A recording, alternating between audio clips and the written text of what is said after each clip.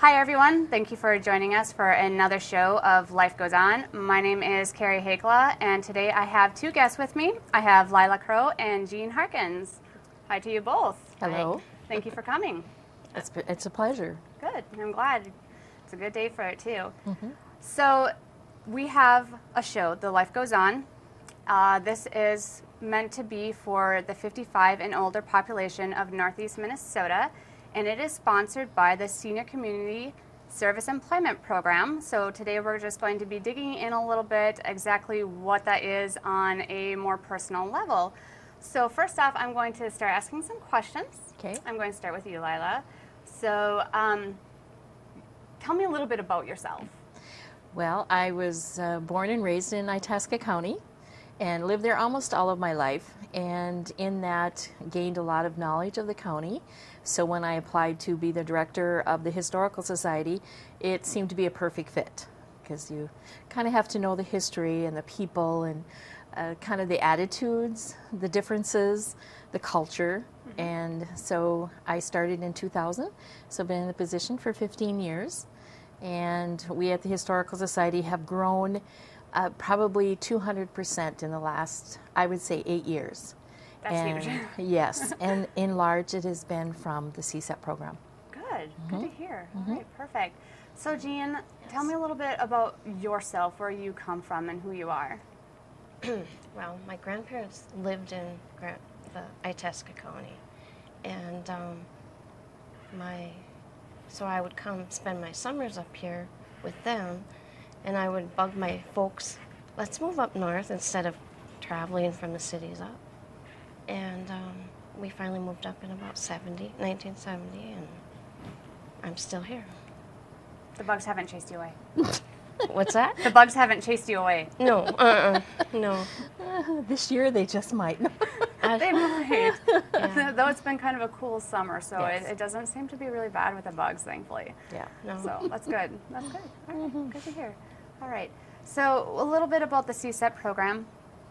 What it is for those who are 55 and older, unemployed, have a hard time trying to find employment that will work for them. So what I'm going to do is ask a few questions about SCSEP. With SCSEP, we have a subgrantee, which is where I come from at Elder Circle in Grand Rapids, and then we have host agencies. I have host agencies in 5 different counties right now, and you are the largest one at the moment. And then we're going to be reaching in and talking about being a participant. So, Lila, you are, like I said, the largest host agency that I have in my entire 5 counties. Tell me a little bit about actually being a host agency, and you are the supervisor. So kind of explain a little bit about your organization that you're with and what it's like to be a supervisor and the help that SCSEP gives you. Okay, at the Historical Society we have the Karhila Research Center. Say that again. Karhila Research Center. It was a Finnish brother and sister that came over from Finland and were dairy farmers and took a tour one time with the Historical Society, and they left us some money to start the research center.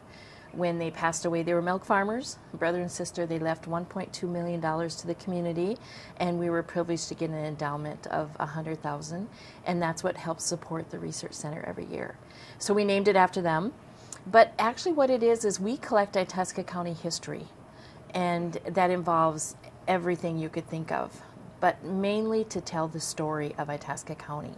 So in that research center we have, of course, you have all the genealogy, because every single day we look up obituaries for people from all over the world that will call in and they have a relative that might have died, or they have a story that they're telling and they want information. So we have what's called the obituary file.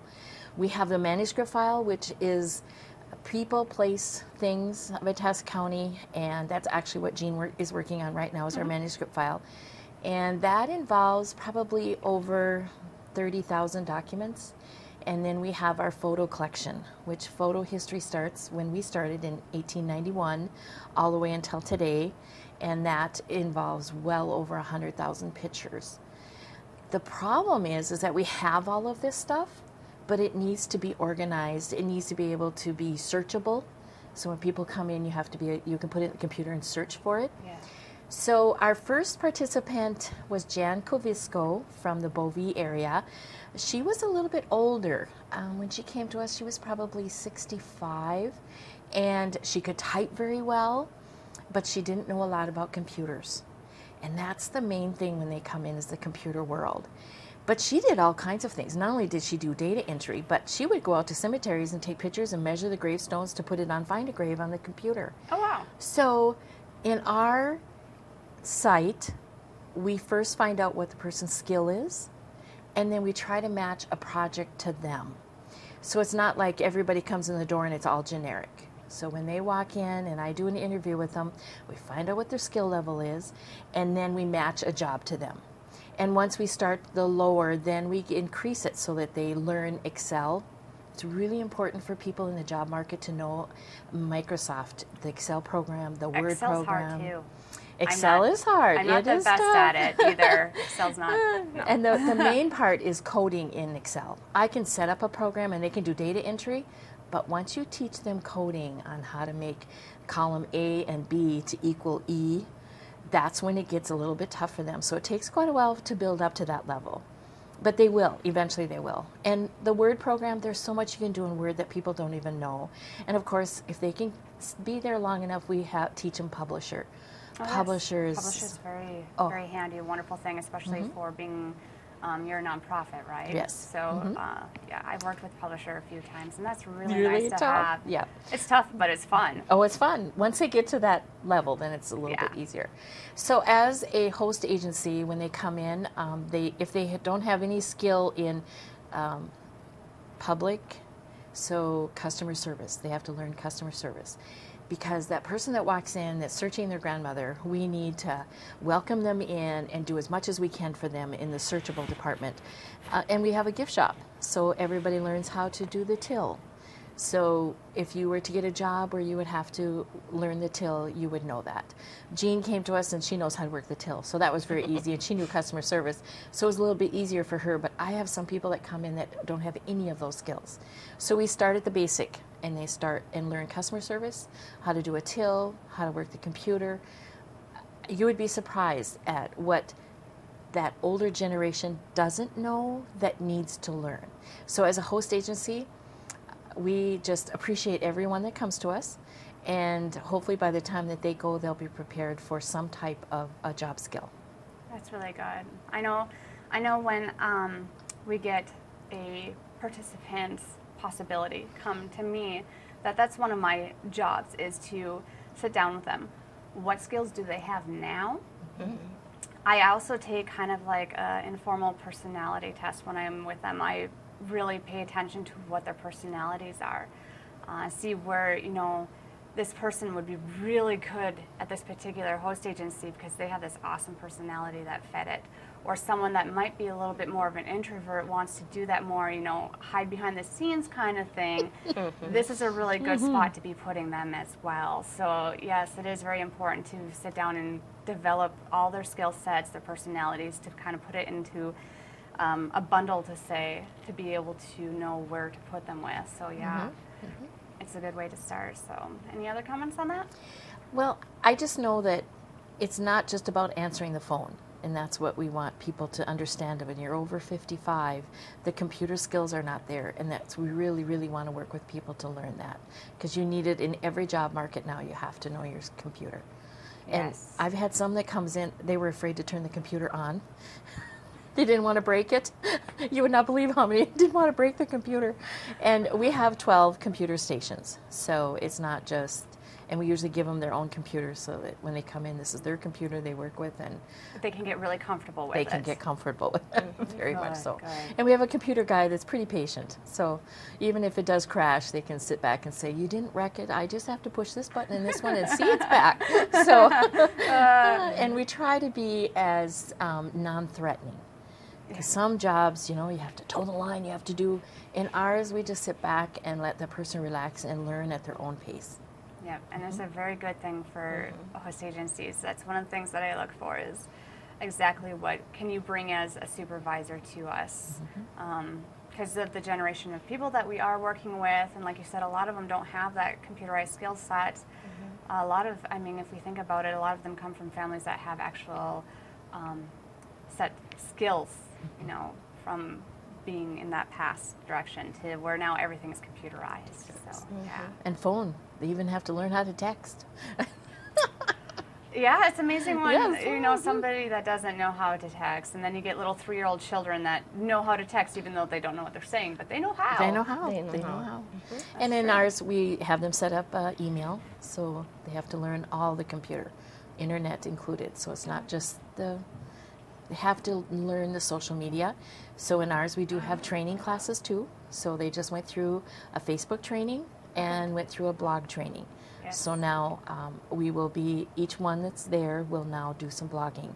So we'll learn their writing skills will increase too. Very good, very good. All right, perfect. Okay, Jean. Yes. So what about you? You are a actual SCSEP participant. So tell me a little bit about your experience about coming on as a SCSEP. What made you actually come to the SCSEP program? Well, I had fallen, and I was working at Walmart in Grand Rapids, and I was on a sabbatical or whatever they call them. And basically, for a year I wasn't working, but I had volunteered at the History Center as a genealogist once a week.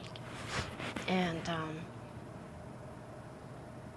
that kind of led me into, you know, what the History Center does, because I was doing more than usual, except I wasn't putting any information in to the computer. I was using a computer, but I didn't know the programs that well. And now I use the library Past Perfect one, where we enter data. Each item that comes in has a number. We give it a number, and you have to type in what it is, where it came from, all that fun stuff. And sometimes it gets a little out of place, but not always. But my biggest thing is, like I said, genealogists. So I pretty much do a lot of genealogy there. Right now I think I've got 6 of them backed up because we've been so busy the last few weeks here. Yeah, I heard. And people are visiting, so then they stop in. And now we're in a good location where we weren't before. And Yeah, you guys got a perfect location. Really quick, you did not mention the location. If you could briefly Okay. describe the location, so that way if someone's visiting Itasca County and would like to actually come check us out, where is that located at? Okay, the Historical Society purchased this new building 3 years ago, and it is actually right downtown. We are so thrilled. It's on the corner of 2nd Avenue and Pekegama, and it's absolutely beautiful building right in the corner before you go across the Mississippi River. So we get to see the river, which is beautiful. And right on the corner, big, huge sign that says the Research Center, so that people can come in, go through the museum, and visit the gift shop. And actually, for Jean, coming in to this has been awesome because the genealogy is searching. And some jobs require you to be able to do research. Oh, yes. And her skill level on research, she's like a hound dog. It's been so cool. Just dives right in there for each one. And then the other part is memory. She can remember doing research for people like 3 years ago and be able, somebody will come in and say a name and she'll go, we did that. And go back and be able to pull it out, and people are just thrilled. So as a genealogist before she started the program and continuing on, her computer skills are shooting up, and that's what we required from there. But we're open 5 days a week from 9 to 5, and then Saturdays from 10 to 4. And if they're researching genealogy for Itasca County, where the genealogists volunteer Monday, Wednesday, Friday from noon to 4. Okay. So, but research requests coming in from the web has been awesome, and Jean is right in there, just getting them, just. Well, that's good. That's good. Yes. So, Jean, how long have you been on the CSEP program? I started last year in August, right day after my birthday, actually. So it's almost a year, not quite. Yeah, next month.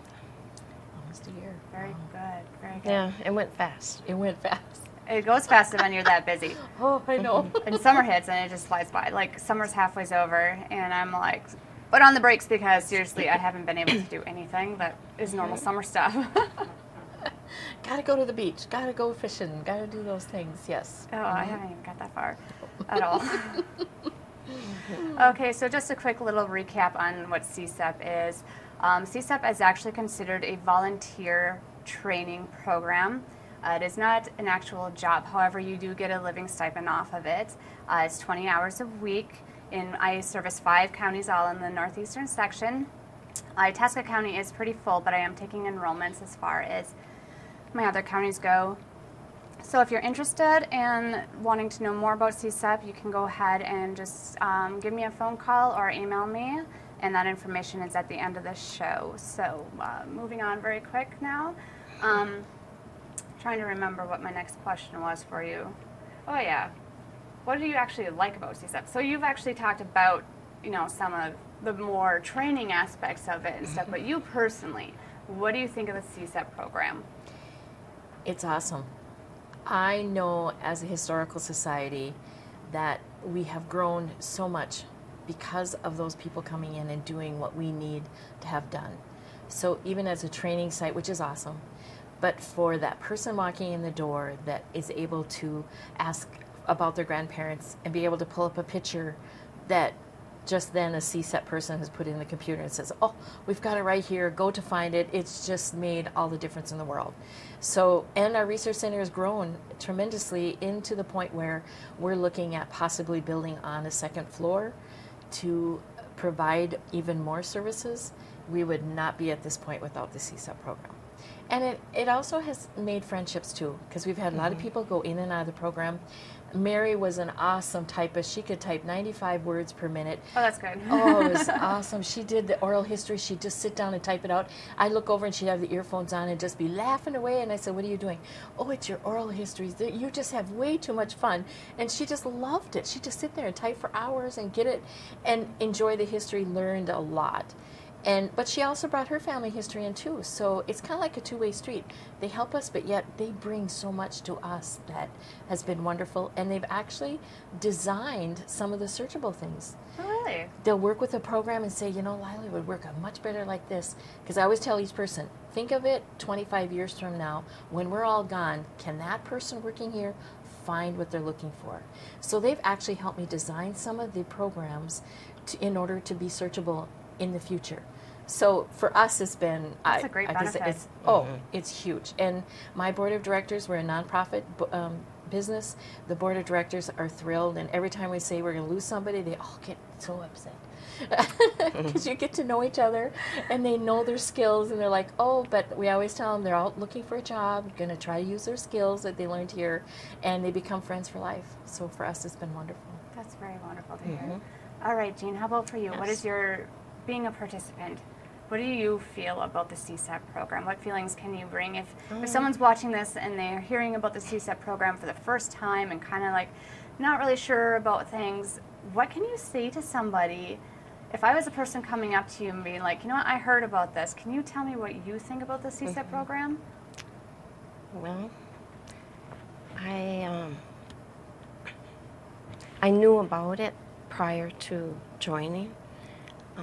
That kind of helped, but I would say,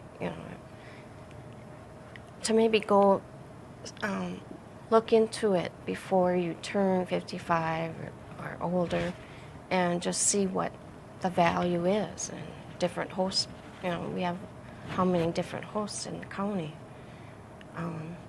but I know I've enjoyed it.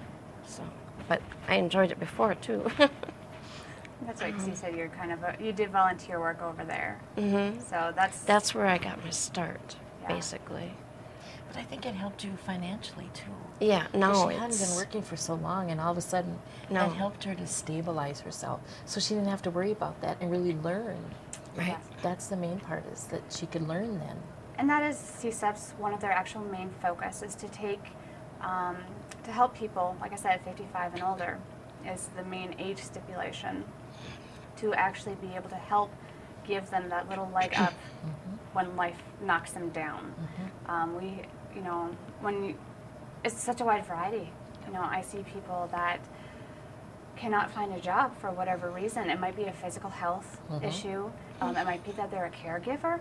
Yeah. It might be that they're just not, like what you said, they just don't have those skill sets to be able to get out into our workforce today. And today's workforce grows really fast. From what I remember, there's going to be, 25 new types of jobs that aren't even created now that we're planning to create now. That's in the future. That we have to plan for. So getting the people that need this little up in life to really be able to help balance them. As I've mentioned, SCSEP is not an actual job. It's 20 hours a week. It is hard to live off of even that, but it does help. How has that really helped you, even on an emotional, mental level, when it comes down to having that stability in CSEP? Well, I take care of my mom, who is 86 years old. So you are a caregiver too. Yes. Yeah. And also I have a almost 3-year-old grandson. Both I ways. help. Yeah, Yep. she's good. So it helps a lot, for little things, but we get by. So And the other part is that she needs to go home for lunch. It's okay. There's not a restriction. So for those people in the CSEP program, if there is a handicap or if there is an issue, they just let us know, and we work around that. That's what's so nice. Right. It is. We try to set hours, say, okay, here's your hours, but that part has been simple. And I have to say, people over 55, they have a lot of doctor appointments. And so for us to work around that is fine, and the stress level is off from them. Whereas some businesses don't allow that. It's like, real restrictive. We're not. So we like to work with people that way, just to, if you're healthy, you're going to do better at your job, you're going to do what we need to have done. So It's a two-way street. You need to be able to work for them to be healthy so Right. that they can work for you. they can work for us. Yep. Yes. Yes. Yep. We understand that one. Yep. Yep. And it is, like we said, it's only 20 hours a week. And as a supervisor, you're the one doing the scheduling. Yes. So I do the interviewing. I hand them over to you. You do the scheduling. And that's really good to see. I have seen that, where they'll be able to just have that flexibility. And that's really important. You're right, especially if there is health issues, caregivers. There's a lot of people that are taking care of their grandkids full time. Yes. So, like your situation, you've got both going. Yeah, So at the same time. It's nice to have something that's a benefit. So, all right. So, any last comments that you would like to mention? Well, I just encourage people to try the program. If they're in those situations, to find a location like ours. We interview, and some people have not fit. So you need to find your fit where you're going to do best. Yep. And as a historical society, we appreciate every person that works with us. Very good. Anything else, Jean? No, I would just suggest that everybody gets out there, that is able to work like that, the 20 hours a week. It'd be, it's awesome, because you're flexible that way, you don't have to be stressed out. And like me, my mom just got out of the hospital last week, and so I'm just, we're just catching up from that, and so that's a So lot we of adjust it, her too. hours to fit what she needed to. And Yeah, and that worked out fine. Wonderful. Well, thank you both for coming. It was a joy to have you here, and we look Thank forward you. to doing it again. All right. All right. Thank you for watching Life Goes On. This is a show dedicated to 55 and older in Northeast Minnesota, brought to you by CSEP. It is a program that is a 4-year program training. So if you're interested, I am taking enrollments for the next coming year, which is looking about to be February right now. So thank you again. Have a good day.